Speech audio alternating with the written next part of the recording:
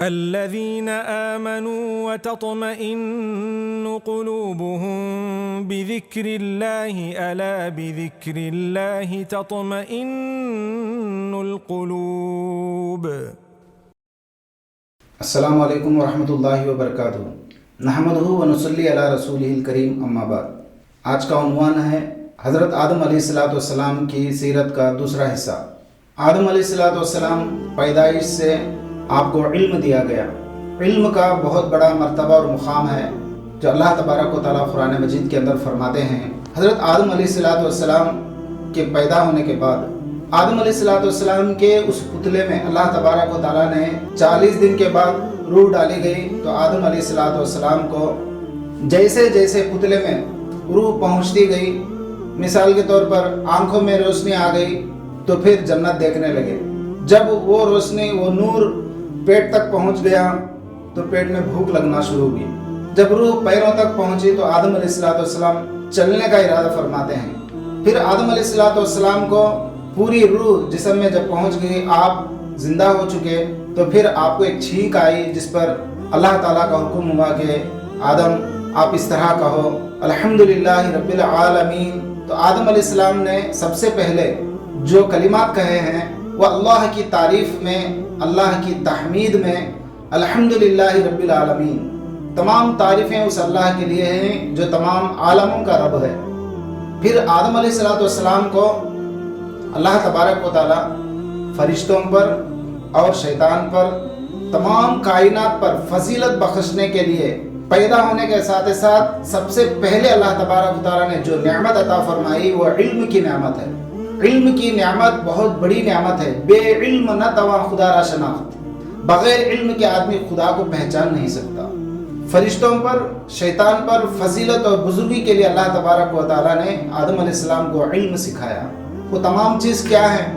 زمین اور آسمان کے درمیان میں ازل سے لے کر ابد تک جتنی چیزیں پیدا ہوں گی، بنائی جائیں گی، ساری چیزوں کا پورا علم اللہ تبارک و تعالیٰ نے آدم علیہ السلام کو دے دیا۔ پھر فرشتوں کو اللہ تعالیٰ نے حکم دیا کہ فرشتوں، یہ چیز کیا ہیں جو تمہارے سامنے رکھے گئے ہیں، تم بتاؤ۔ پہلے سے آدم علیہ السلام کو علم تھا، اب فرشتوں کو سوال ہوا سب سے پہلے کہ تم بتاؤ ان چیزوں کا نام کیا ہے۔ تو فرشتوں نے کہا اب جاننے والے، حکمت والے ہیں، یہ ساری چیزیں کیا ہیں ہم کو کیا معلوم، جو چیز آپ نے ہم کو دیا اتنا ہی ہم کو معلوم ہے۔ فرشتوں کی صفات قرآن بیان کرتا ہے لا یعصون اللہ ما امرہم ویفعلون ما یؤمرون۔ وہ اللہ کی حکم عدولی نہیں کرتے، جو کام انہیں دیتے ہیں اللہ کی طرف سے وہ کام وہ پورا کامل و مکمل کرتے ہیں، اس میں خیانت نہیں کرتے۔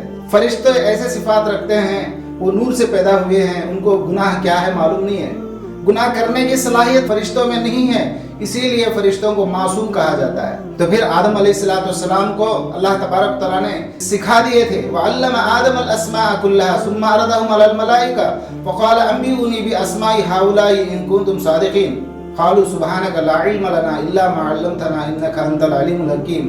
آدم علیہ السلام سے جب کہا گیا کہ ان چیزوں کے نام بتاؤ، تو آدم علیہ السلام نے پھٹافٹ ایک کے بعد دیگر سب کے نام آدم علیہ السلام نے بتا دیے۔ پھر اللہ تعالیٰ فرشتوں سے پوچھتے کیا میں نے نہیں کہا کہ میں جانتا ہوں غیب میں جو چیزیں چھپے ہوئے ہیں، وَأَعْلَمُ مَا تُبْدُونَ وَمَا كُنْتُمْ تَكْتُمُونَ، جو چیزیں چھپے ہوئے ہیں، راز میں ہیں، وہ سب میرے علم میں ہیں۔ تو پھر یہ چیز فرشتوں کے درمیان میں کھل کر واضح ہو گئی کہ آدم علیہ السلام کو اللہ تبارک و تعالیٰ نے علم عطا فرمایا۔ آدم علیہ السلام کامل اور مکمل علم میں، فضیلت میں، بزرگی میں ہم سے برتر ہیں۔ جب فضیلت اور بزرگی میں علم کے ذریعے سے اللہ تبارک و تعالیٰ نے فرشتوں کو اور فرشتوں کے سردار شیطان کو ادنا ظاہر کر دیا، تو پھر اللہ تبارک و تعالیٰ کا حکم اس طرح آیا وَإِذْ قُلْنَا لِلْمَلَائِكَةِ اسْجُدُوا لِآدَمَ فَسَجَدُوا إِلَّا إِبْلِيسَ أَبَى وَاسْتَكْبَرَ وَكَانَ مِنَ الْكَافِرِينَ۔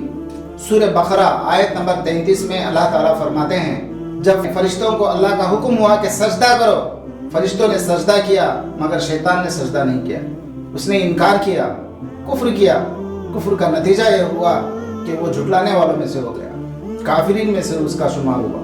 تو پھر اس کو اللہ تبارک و تعالیٰ نے ابلیس لعین کا خطاب اس کو دیا، پھر اللہ تبارک و تعالیٰ نے جنت سے اس کو نکال دیا۔ بے علم نہ تما خدا را شناخت، بغیر علم کے آدمی خدا کو نہیں پہچان سکتا۔ علم کے حصول کے لیے اللہ تبارک تعالیٰ ہمیں توفیق عطا فرمائے۔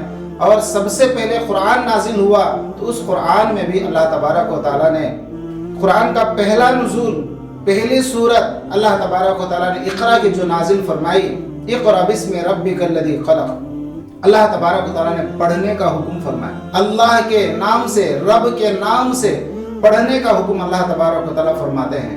جس طرح آدم علیہ السلام کو اللہ تبارک و تعالیٰ نے پتلے میں روح پھونکنے کے بعد سب سے پہلے علم سکھایا گیا، اپنی معرفت سکھائی گئی۔ پیارے نبی خاتم النبی حضرت محمد مصطفیٰ صلی اللہ علیہ وسلم پر جب سب سے بڑی کتاب خاتم الکتاب قرآن نازل ہوا، 114 صورتیں نازل ہوئیں، تو سب سے پہلی صورت اقرا نازل ہوئی اور اس میں پہلی آیت یہی تھی، اقرا بسم ربک الذی خلق، خلق الانسان من علق، اقرا وربک الاکرم الذی علم بالقلم، علم الانسان ما لم یعلم۔ تو اس سے معلوم ہوتا ہے کہ علم ایک محترم بالشان چیز ہے، ایک بلند و بالا ایک نعمت ہے۔ اللہ تعالیٰ اسی علم کی وجہ سے فضیلت بزرگی عطا فرماتے ہیں۔